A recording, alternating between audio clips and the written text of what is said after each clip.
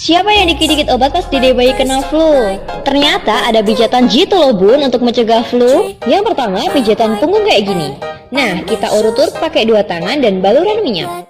Terus yang kedua pijat di area dada. Caranya kita tarik ke arah atas kayak gini. Yang ketiga pijatan I love you. Lucu banget namanya.